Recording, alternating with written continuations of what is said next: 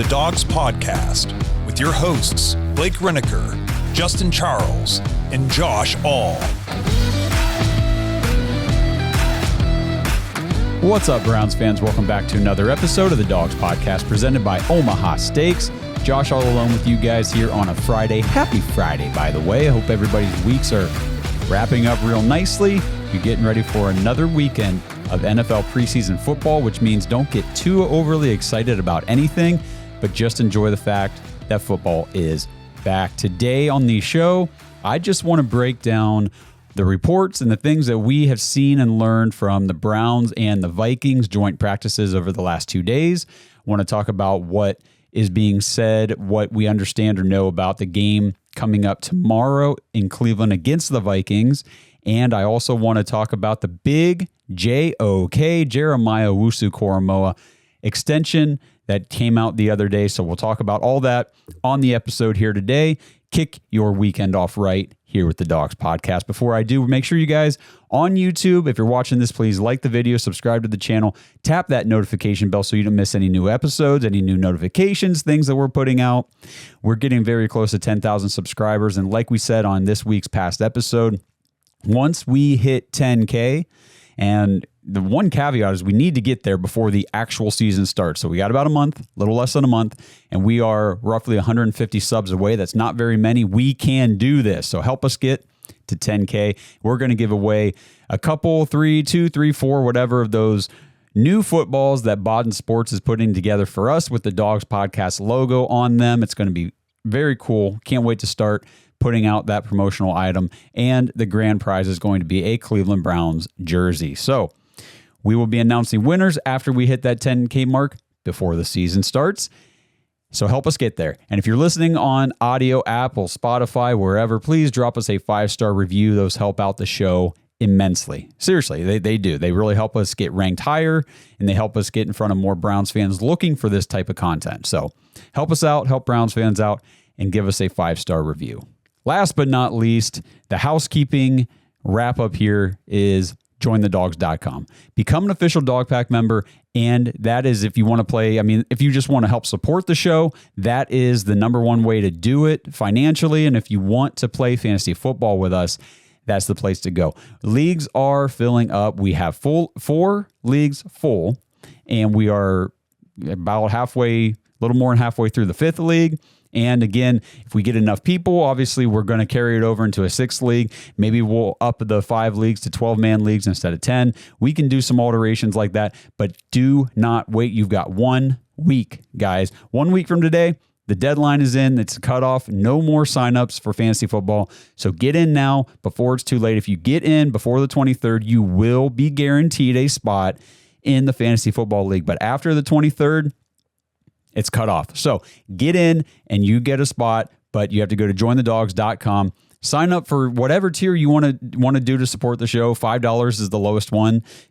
All tiers get you access to fantasy football. They get you access to the private Discord. They get you access to, you have the opportunity to come on to the Dog Pack Discord shows that we've been doing. All that stuff is available to you through Patreon, through jointhedawgs.com. So get in there now. Reminder again, I cannot say this enough. 1 week left to sign up for fantasy football. I can't believe we're here already. I feel like the summer has flown by. I feel like we were just doing draft coverage, and now here we are talking about preseason game week 2. But before we dive in to the joint practices and the Vikings and all the stuff that's been going on in camp, let's talk about the big news, the exciting news, because we had bad news earlier in the week with Mike Hall being arrested. We'll touch a little bit on that here in a little bit, because he was at practice the next day and all that kind of stuff. But we got good news. We got the big news that we've been wanting to get all offseason, all preseason here, just saying, the Browns are looking to bring in a guy like Brandon Ayuk. We're in trade rumors and things here and there throughout the offseason. When are we signing JOK? Jeremiah Owusu-Koramoah has been a stud linebacker for the Cleveland Browns. And, I especially have detailed constantly on this show how Andrew Berry and the Cleveland Browns front office just simply does not place a high priority I know some of you guys had a problem with me saying a high value or whatever, but you know what I'm saying. A high priority on spending big money or allocating high draft capital to the linebacker position. They kind of view that as more of a plug and play, rotate guys through that position type of scenario. But JOK, from the second he was drafted, was the one guy at the linebacker position that has bucked that entire trend for the Browns. They traded up in the draft in the second round. First of all, they never draft a linebacker in the second round. They drafted in the second round, and they never trade up in the draft. If you've noticed with Andrew Berry, if they trade, it's back. And the last 2 years, they just sit where they are and make selections, let guys fall to them. So they traded up in the second round to draft Jeremiah Owusu-Koramoah, and it has panned out greatly. He had a good rookie season, I believe, if I'm looking at stats right. His sophomore season down a little, but you got to remember that was the Joe Woods defense. And then when he got Jim Schwartz in here as the defensive coordinator, we beefed up that defensive line. We actually had competent players and a competent coach who knew how to execute on that defensive line. JOK just had a massive breakout season for the Cleveland Browns, and now he continues to buck that trend by getting an extension, and a very big one for the linebacker position. So again, he is the exception to the rule at the linebacker position in Cleveland. So JOK signs a 3-year, $39 million extension with $25 million guaranteed. That puts him at $13 million and some change, whatever, average annual salary, makes him the 6th highest paid linebacker in the NFL. Big move for the Browns just considering the position. I can't harp on that enough. For JOK at the linebacker position to garner this much cap allocation, this much priority by the Browns just shows that not only was he very successful on the field, but the Browns believe in him. They believe in what he's able to provide for the defense. They believe he's going to continue to get even better. And, when we see Andrew Berry issue out these contracts and things, 6th highest paid linebacker in the league, more times than not, the dude is getting out ahead of the market for certain types of players. You look at David Njoku, we use as an example all the time, was one of the highest paid tight ends when the Browns extended him, and everybody's like, whoa, wait, why? He hasn't really done that much yet. Are you kidding? Well, look at David Njoku now. It's a steal what we have him on the roster for cap allocation wise. So Andrew Berry rarely gets these things wrong. I know a lot of these trolls out there on social media just still hate Andrew Berry for some reason. But, at the beginning of the season or even last offseason, we had a lot of people saying, hey, Browns are in cap hell next year.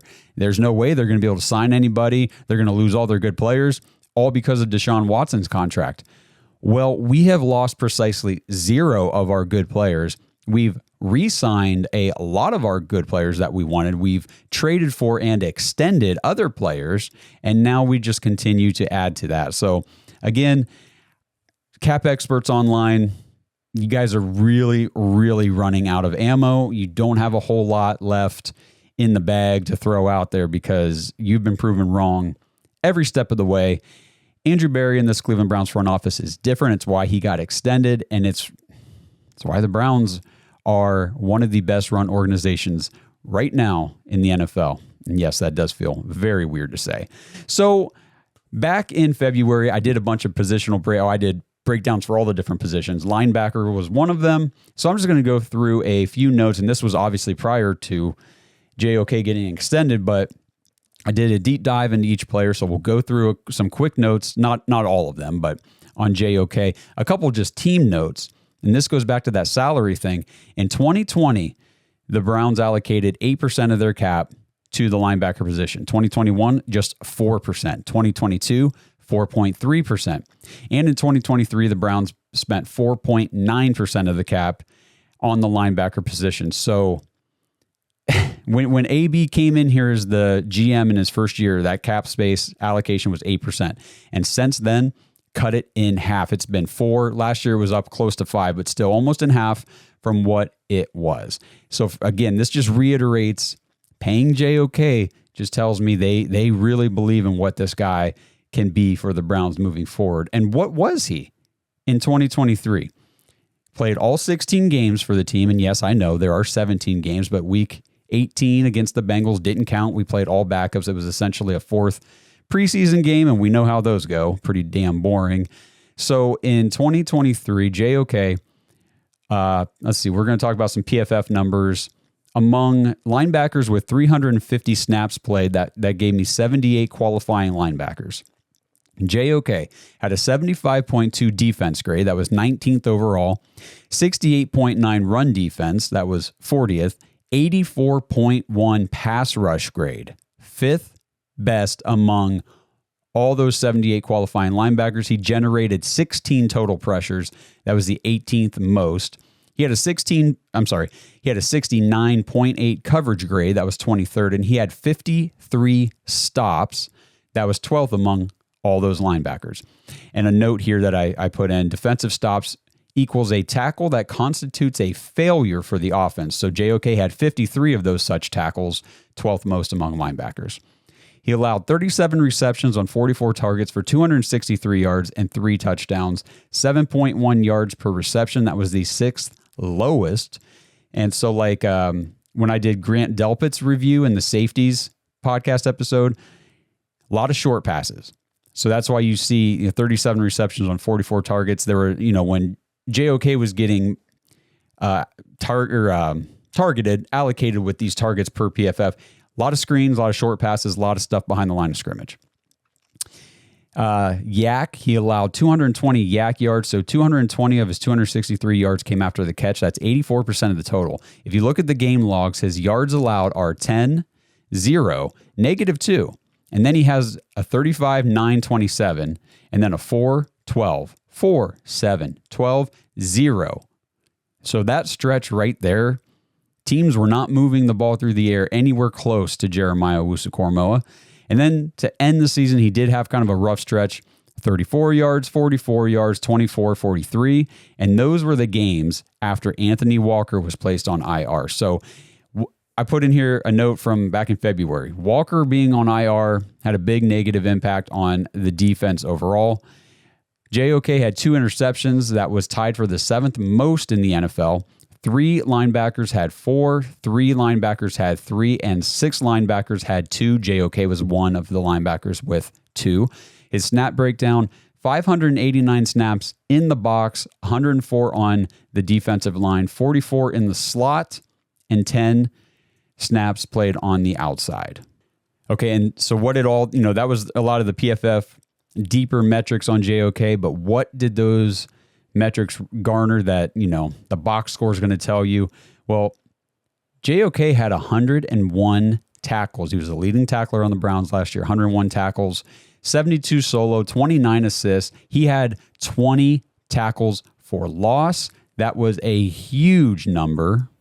In fact, 20 tackles for loss put him at 4th most in the entire NFL among all defenders, not just linebackers. In terms of linebackers, yeah, it looks like he was the number 1 linebacker in the NFL for tackles for loss. The 3 guys ahead of him, Max Crosby at 23, Danielle Hunter also had 23, and Khalil Mack had 21. And then JOK sitting right there at the 4 spot with 20, ahead of TJ Watt, Micah Parsons, Levante David, Myles Garrett, Nick Bosa. JOK was a behind-the-line tackling machine, and that's the stat that was so impressive to me. He also tacked on 3.5 sacks to go with it. He was a monster. And if, all Browns fans, we all know, in the playoff game down in Houston against the Texans, JOK was pretty much the only guy on defense to show up and play the way that the Browns defense had been playing all season, at least the way that they were capable of playing. We know that on the road last year, they were significantly worse, but still, JOK showed up. He showed up, and now he got paid. So he's here. We've locked him up. Our core group of guys is here for a while. So we just need to make sure we're taking advantage of this win now competitive Super Bowl window that we're in. And I mean, this is already a very exciting time for Browns fans, but things could get even better. So congrats to JOK. Can't wait to see you back out there on the field this year. I am so excited to watch this defense. And speaking of the defense, This episode is brought to you by Omaha Steaks. Dog Pack, the summer's in full swing, and you guys know what that means. Omaha Steaks annual Hotter Than Fire sale. Go to omahasteaks.com right now, and for a limited time, you guys can get big savings on great packages from Omaha Steaks for just $99. Plus, you guys can get an extra $10 off that order with promo code DAWGS, DAWGS, at checkout. So these packages with that promo code are essentially $89.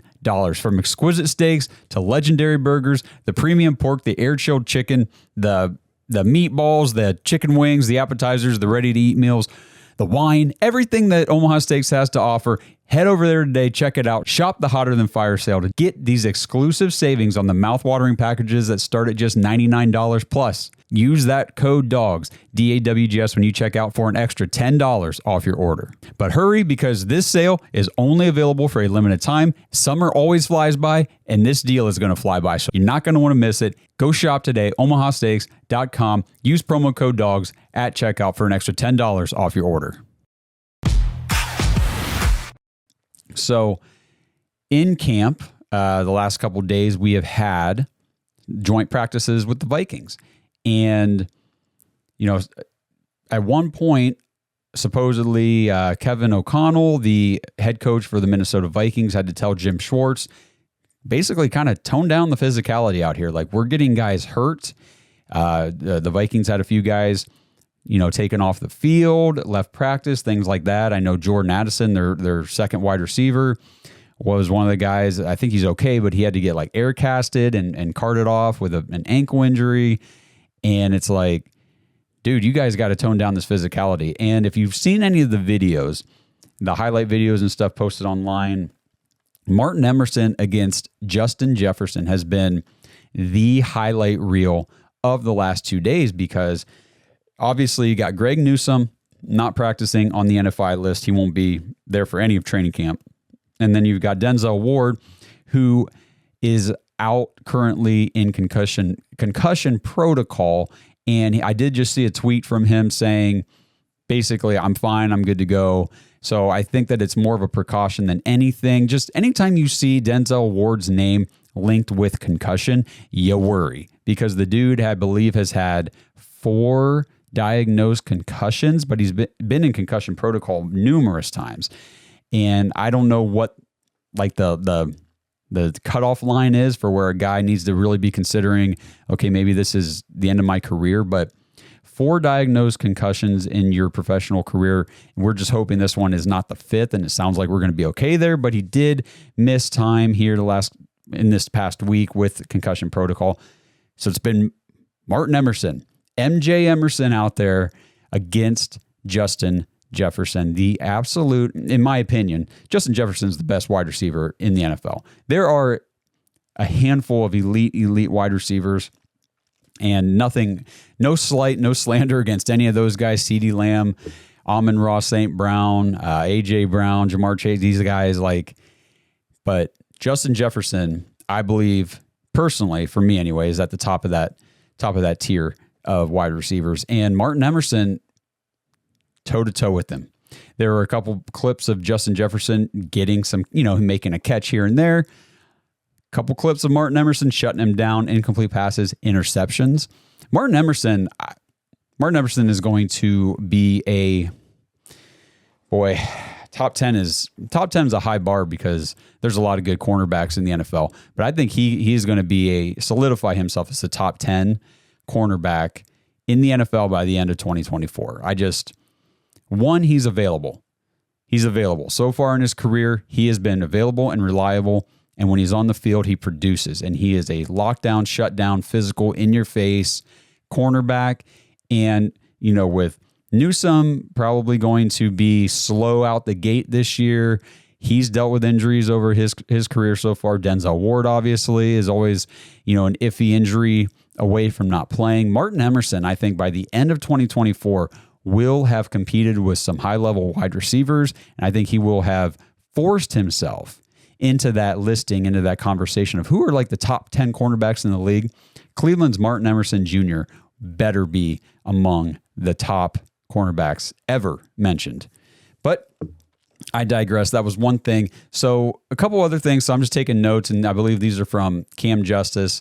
She said, Deshaun Watson turned things around in goal line 7-on-7s after starting with a pick from Vikings linebacker Ivan Pace. He followed up with completions to wide receiver Jerry Jeudy, wide receivers James Prochet, and a touchdown pass to running back Jerome Ford and Michael Woods. After the pick, there were just 2 incompletions in the initial session, one to Giovanni Ricci, the backup tight end, and a drop by tight end Zaire Mitchell-Payton. So there's been a lot of back and forth online about Deshaun Watson during these joint sessions, but overall, what I have seen, what I've read from the reporters at camp that I trust their opinions, Deshaun has played very well.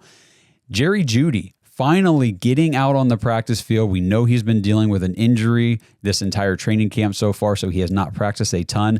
But man, if you have not seen the highlights, go check them out. Just search Jerry Jeudy on X and watch these videos, because his route running, his ball skills are on full display. He's leaving defenders in the dust. I mean, guys are going to have to go get their ankles repaired after they match up against Jerry Jeudy. And I'm not just trying to hype him up and everything, but I was very excited and encouraged by what I saw on film during these practices. And, you know, everything we've heard about Jerry Jeudy and his route running abilities and all that kind of stuff, for me, it was on full display, and it was very good to see. He had a great back of the end zone toward the corner touchdown catch from Deshaun Watson.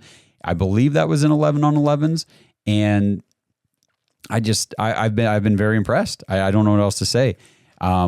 Deshaun has had some nice throws, and I think by all accounts, he seems like he's locked in and ready to go. So we know that he is not playing tomorrow against the Vikings, but he will suit up and play next week in Seattle at 10 o'clock p.m. So that ought to be fun for everybody out here east. But so that's kind of the situation with Deshaun.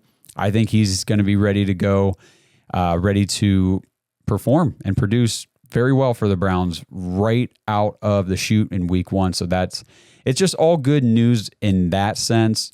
After the shoulder surgery, after all of the negative BS online, is Deshaun Watson the worst trade in NFL history? So far, no, because you know what? He's still on the team. He's still the QB1, undisputed, and he's out there every day. He's been out there since the first day of voluntary OTAs. It was like the first second that he had the opportunity to get on the field and start throwing and start getting back into game shape and ready to go. He was there. He didn't miss a beat. So very encouraged by all of that. So let's go back to the notes here. The best 2 plays of the day came from the Browns offense, where a touchdown pass from, just mentioned, Deshaun Watson to Jerry Jeudy in the back of the end zone. And then there was a strong run up the middle by running back Deontay Foreman. Great note, Foreman is back at practice and participating in drills and practice, because he had that neck injury, the very scary neck injury at the Greenbrier a couple weeks ago, where they actually had to air flight him out to another hospital to get checked up. Everything came back negative. He was okay. Just, whenever a guy gets hit in the head and then he's got neck pain, you can't be cautious enough. So they did what they needed to do for Foreman. He turned out to be okay, thank God, and he's back. So I'm excited to see what Foreman can add this year to the Browns offense for sure. In 11-on-11s, Watson connected on short passes with Amari Cooper, tight end Jordan Akins, but after that, the Vikings stuffed runs and had multiple sacks. Of course, they put sacks in quotes because you can't actually sack the quarterback in these practices. The pass protection improved in these sessions compared to the first joint practice, but in 2-minute drills, the offensive line struggled again. So we've been talking about that. We'll see how things look tomorrow against Minnesota. But the offensive line has not looked good so far in training camp and preseason. I know we're dealing with a lot of backups. Sounds very familiar to the end of last season, where it's like, hey, look, the offensive line's struggling. Yes, most of these guys on the line are backups. Well, we're in the same situation right now because our 2 starting tackles still aren't available. Got a couple weeks before the season starts. Get these guys ready. We need Jed Wills. We need Jack Conklin. So Moving on here, quarterback Jameis Winston's second day of joint practices came with a little more struggle than the first day. He opened his goal line 7-on-7s with a broken up pass to wide receiver Cedric Tillman, an overthrow to Amarian Brown, and a near interception by cornerback A.J. Green III before hitting running back Pierre Strong Jr. for a touchdown. Winston threw a pick six after nearly being intercepted a short time before. We love Jameis. I think he's a great backup to have on the team. He's a great leader for the locker room and a great, sidekick for Deshaun Watson and all these things. But we do know that he is pretty loose with the football. He's a gunslinger mentality, and he does throw his fair share of interceptions. So none of that is too surprising to me. Things were once again heated between the Browns defense and the Vikings offense. So this is day 2. Talking about also the things on day 1. Both sides were chirping at each other. No fights.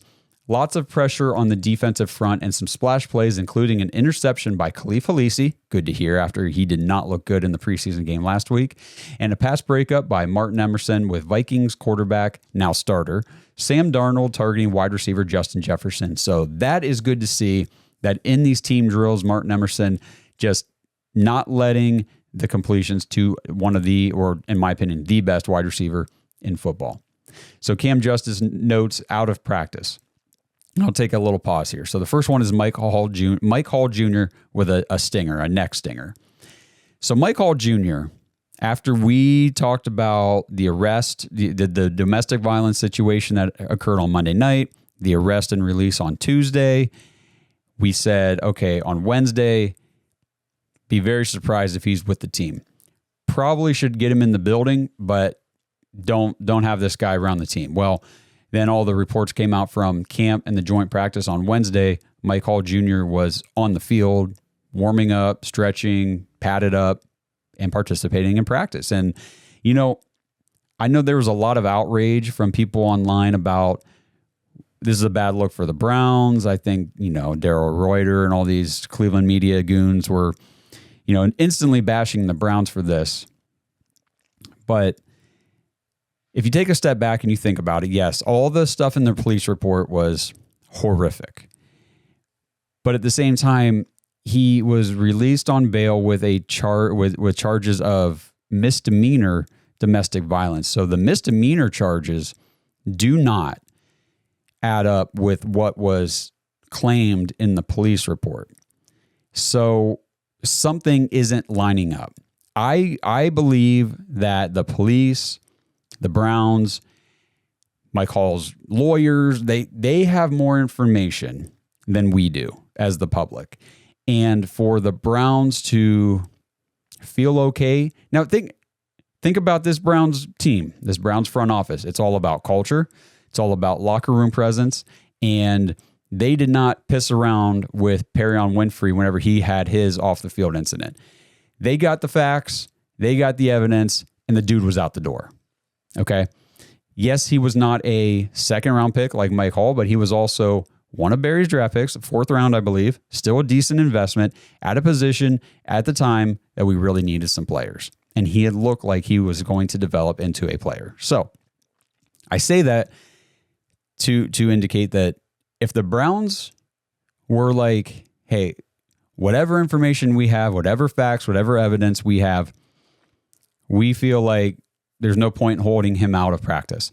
Tells me that there's probably more going on behind the scenes than what we are privy to. So I'm not going to jump all over anybody for a bad look or any of that. I take that back. I do admit that it's a bad look, especially because we don't have all the information. So it is a bad look, but again, just trying to be sensible and logical about it. If the Browns have the information and they say, look, we feel comfortable having Mike Hall, not just with the team, but out there practicing, then okay, fine. I will personally step back and wait for the rest of the facts and the legal process to play out with this whole situation, because we still just don't know exactly what happened or what evidence or facts we don't know. So I'll leave it there. Mike Hall Jr. was on the field, but then, of course, got injured, and now he didn't practice yesterday in the second joint practice. So that was a whole lot to do for nothing. He came out, got hurt. Now he's out. Our defensive tackle position is dwindling quickly because Maurice Hurst also left practice yesterday. He went down, was holding his leg. He walked, I believe, if I was reading the reports correctly, walked off the field under his own power and everything. Just went into the building, did not come back out, left practice. So you got Dalvin Tomlinson questionable for week 1. He is out with that knee scope. And now Mike Hall Jr. has been arrested and he's out with his own injury. Maurice Hurst left with an injury. We are dwindling quickly at the defensive tackle position, which is interesting because it's the one spot on defense, one of the spots on defense that we've been saying all offseason, hey, what are the Browns going to do here? We have a ton of depth at this position. Somebody's not going to make this roster. And now it looks like with these injuries during the preseason, we might need to sign somebody to help fill the void there for a while. So who knows? We'll keep track of these injuries and see what's going on. Denzel Ward out of practice yesterday, obviously concussion protocol. We talked about that. David Bell still not practicing with that quad injury he suffered last weekend. Michael Woods has, by all reports, been looking very, very good. So I'm encouraged, and that's one guy that I want to watch tomorrow in the game for sure is Michael Woods. Jalen Darden, Michael Dunn, Tony Fields, Ronnie Hickman, Jordan Hicks, Nathaniel Watson, Rodney McLeod. Obviously, well, now we get into the guys we already knew. So I'll repeat that list real quick. These are new additions this week to the injuries. Mike Hall, Denzel Ward, David Bell, Jalen Darden, Michael Dunn, Tony Fields, Ronnie Hickman, Jordan Hicks, Nathaniel Watson, and Rodney McLeod. And that goes along with guys that are already out and not practicing: Nick Chubb, DeAnthony Bell, Dalvin Tomlinson, Jack Conklin, Jed Wills, Greg Newsome, and Nyheim Hines. Oh, and also Amari Cooper and David Njoku both left practice with soreness.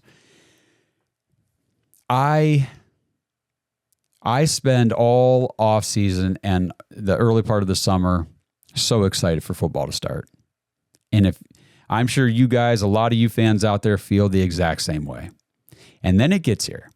And then we've got training camp. And then we've got preseason. And these injuries start popping up. And when they start escalating like this and the list just grows and grows and grows, boy, does it suck. But again, a lot of these injuries probably are more precautionary than anything. A guy like, when you get Amari Cooper, David Njoku, they come up a little slow, a little gimpy after a play in these joint sessions. It's like, just get them off. Get them off field, get them out, get them back to the training room, whatever you got to do. Let's just get these guys ready to go for next week when training camp resumes after the second preseason game. So it's just, it's not like they were carted off or anything like that. They're not being reported as like hamstring injuries, which are a little more serious type of injury. So just want to mention it because it's there. This episode is brought to you by Bodden Sports. Browns fans, Bodden Sports is your one-stop shop for all your athletic gear. Bodden started out perfecting and manufacturing the best balls in the business. Yeah, if that sounded dirty, that's more about your mind than my words. But hey, it's true. Baseballs, softballs, footballs, basketballs, volleyballs, soccer balls, you name it, and Bodden has engineered the highest standard sports balls available. And now they offer more than just sports balls. If you got kids playing baseball or softball, Bodden has batting gloves and bats to go along with both game balls and training balls. If you're into basketball, Bodden makes basketball specifically for indoor or outdoor use. Heck, Bodden even has all the equipment you need for pickleball, which is one sport that I hear everyone is playing and yet I still never have. And I need to fix that soon. But don't miss the backyard games section of Bodden's website where you can order everything you need for this upcoming outdoor season. Pool balls, backyard volleyball nets, croquet, bocce, horseshoes, cornhole, and more. Right now, you can get 10% off your entire order at Bodden Sports, BADEN Sports.com/dogs, DAWGS, and use promo code DOGS when you check out. That's 10% off all the top quality sporting gear you need this season. BoddenSports.com/dogs. So as far as the game goes, tomorrow the Browns take on the Vikings at 4:25 up in Cleveland Browns Stadium. Kevin Stefanski has come out and said no starters will play in the second preseason game, which lines up everything for the starters to get kind of their final tune-up audition for the season next week in preseason week 3 against the Seahawks, which I've already mentioned. But again, no starters tomorrow against the Vikings, so just mentally prepare yourself for that. It's going to be kind of a slow burn, I am sure. We're going to see DTR and Tyler Huntley play quarterback, so even Jameis Winston is not going to play. Kevin said that Dorian Thompson-Robinson will start, and Tyler Huntley will close out the game. So those are just kind of the key things to look out for tomorrow. Guys that I'm interested, we talked about this a little bit the other night on the live show, but again, on offensive side of the ball, the tackle position, good God in heaven, can we just get some confident play out of these tackles? I'm sure James Hudson will start again, but look for Jermaine Afidi to kind of rotate in or maybe just take over that left tackle position because they probably want to see more of what he's got. They know what James Hudson's got, and it sure as hell isn't very much, unfortunately. DeJuan Jones, I'm sure will start again at right tackle. I haven't seen anything new about that, so let's pay attention to him. I want to see what Zach Zinter can do.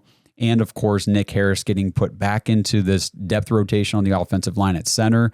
So I want to see an improvement on the offensive line. I would like to see the run blocking just come together a little bit better. 3.7 yards per carry average in week 1 among all our running backs. It was pathetic. It was so hard to watch. It was like, here we go, 2nd and 8, 2nd and 9 all the time, a freaking again, just like last year when our run game went to shit. So let's get that moving. I would like to see... obviously chunk runs are nice. I want to see some big plays, but I just want to see more consistent 3, 4, 5 yard gains when our running backs are getting the handoff and just move the ball steadily down the field, open up the passing game maybe just a little bit.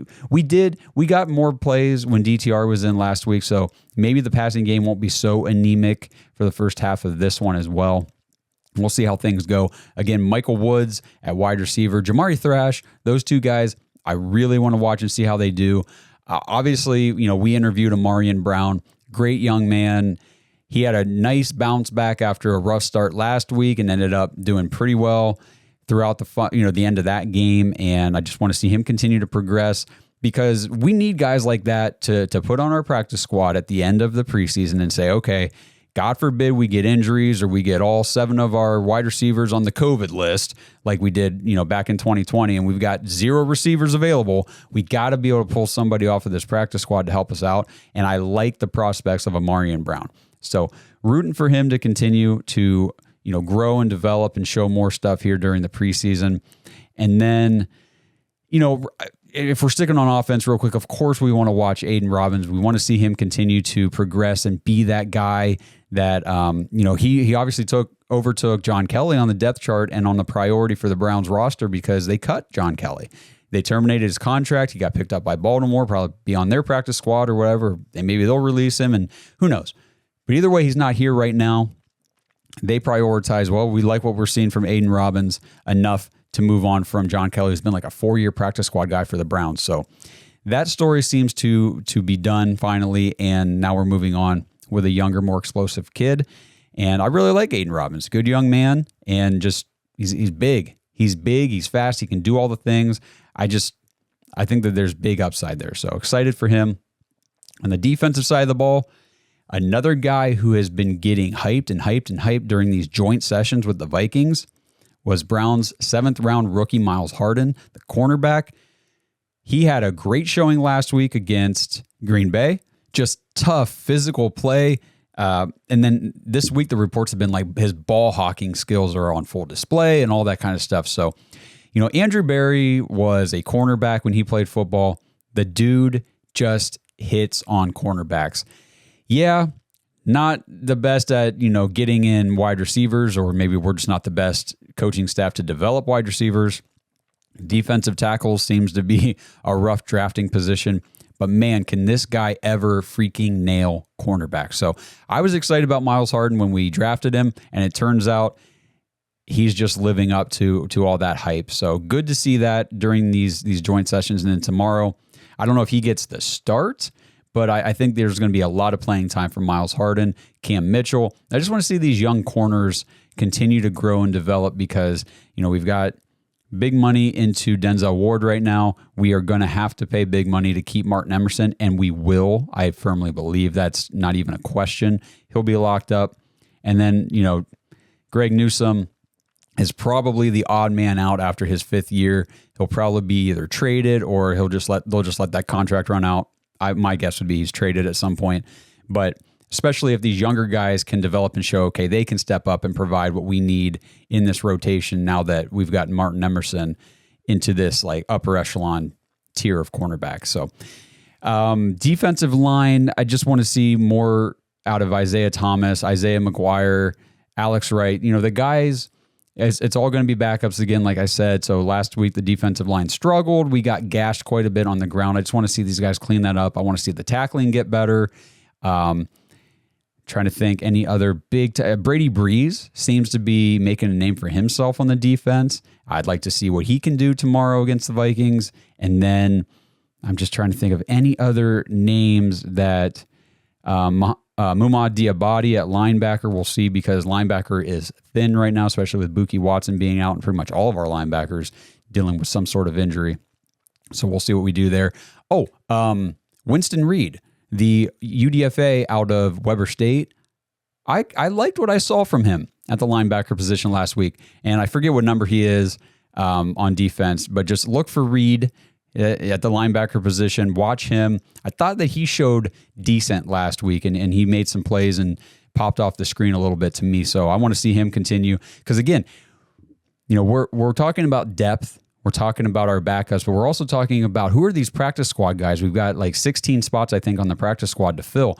And the better that practice squad talent is, just the better our reserve depth is going through the season. Because as we've seen last year, the last several years with the Browns and here in training camp, at some point we're going to need it from some of these positions. So just the better we can be, the better off we're going to be this season.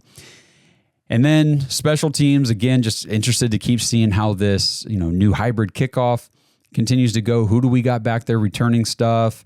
And Cade York, if we're kicking field goals, man, his first field goal last week, it was not the type of Cade York kick that I remember watching whenever he was here as a rookie. He came through the ball, drove that thing. It was a 55-yard field goal that could have been good from 70. That was exactly what we drafted Cade York to come here and do and to come here and be. So I'm glad we have him back. If there's one guy that just through development and working on his game could be an elite kicker at some point in his career, guys, it is Cade York. I mean, we shit on him a lot because he deserved it. He sucked really, really bad his rookie season. And he left the Browns with no choice but to move on from him last year, especially in every preseason game. He missed at least one kick, and in every preseason game, I believe it was a one-score differential in the end. And I know preseason games don't matter, and the win-loss shit, it doesn't matter. But it was just indicative of what we were going to be seeing during the season, that, hey, look, we had these close games in the preseason, and we lost them because our kicker was missing his kicks in the preseason. So they had to move on. And it seems like he did some maturing, some soul searching, some work on his craft. He's back. I'm excited about it. And that's about as much as I want to talk about a backup kicker right now. But I think that's everything that I wanted to dive into from the joint practices this past week for the game tomorrow. Talked about JOK's extension. That's awesome. We're getting the Browns don't just have like a core built. They have a core that is built and is continuing to grow and develop, and it's built for a longer run than I feel like a lot of Browns fans thought was possible. After we spent all the money and all that stuff on Deshaun Watson, I mean, we re-signed Zadarius Smith. We traded for and extended Jerry Jeudy.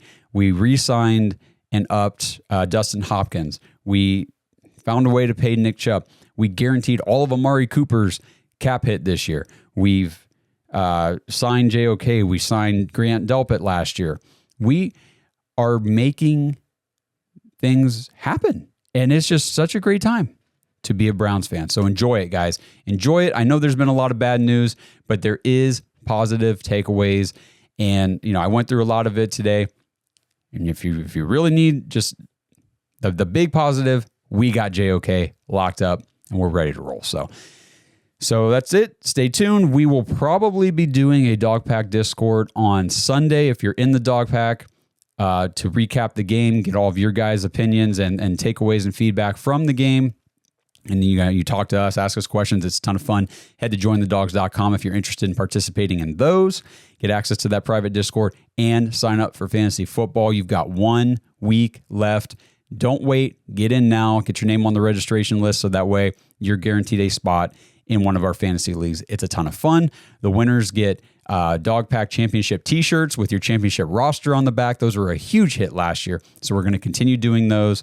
And it's just a great community of Browns fans. If you're looking for, a good online community, and we're even getting together in the physical sense. We're going to be up in Cleveland on November 2nd, the night before the Chargers game. There's a ton of Dog Pack members actually going to that Chargers game. That sparked the interest to get an event together. We're teaming up with the Browns backers in Berea. We're going to have Browns alumni at the event. We're going to do some podcasting from there. It's just going to be a totally awesome night filled with our Dog Pack members. So get in there, meet everybody. And again, it's a monthly subscription. So if you ever you can't afford the subscription, or you're not getting what you want out of it, just unsubscribe. It's not a big deal. But definitely check it out. And I feel like it's definitely worth your time. So that's it for today. I hope everybody, again, enjoy your Friday, enjoy your weekend. Let's go Browns tomorrow. I don't expect big fireworks or anything. I know last week there seemed to be a lot of that was kind of sucky. But again, this is preseason, guys. So just pay attention to the individuals that you want to watch, or the position groups that you want to see how they perform, and just kind of have your takeaways that way rather than like an overall Browns game experience. Don't know if I said that the best way, but there you have it. So again, thank you guys for tuning in. Appreciate everybody. And we will talk to you guys post preseason week 2 after the Browns and Vikings play tomorrow. Let's go Brownies. Thanks for listening to another episode of the Dawgs Podcast. Make sure you subscribe on YouTube and follow us on Twitter at the Dawgs Podcast. Get your thoughts on the show at thedawgspodcast.com.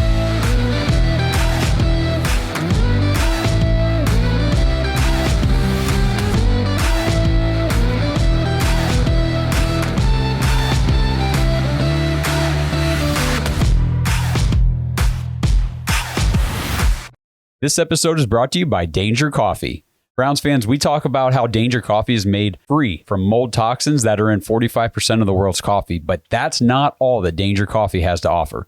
Mineral and nutrient deficiencies are a big deal. They make you feel sick, tired, stressed, and they can give you brain fog. These deficiencies negatively affect your immune system, your digestion, sleep, metabolism. Have you ever wondered why you get an initial burst from your coffee, but then you get that little crash not long after? Danger Coffee's patent-pending process remineralizes your body with more than 50 trace minerals and electrolytes, leaving you more energized, engaged, powerful. These micronutrients enter the cells to boost performance. They bind to toxins to provide detoxification support. I know that sounds like a lot, but the bottom line, guys, is minerals matter, and most of us really don't get enough of them on a daily basis. Danger Coffee delivers micronutrients, plus it gives you access to the minerals you already have. Head to dangercoffee.com, use our code DAWGS, DAWGS, for 10% off your order. And that code can be used over and over, so you get 10% off every order you make using code DAWGS. It's time to start every day off with a cup of coffee that gets you going and actually keeps you going. Dangercoffee.com, code DAWGS.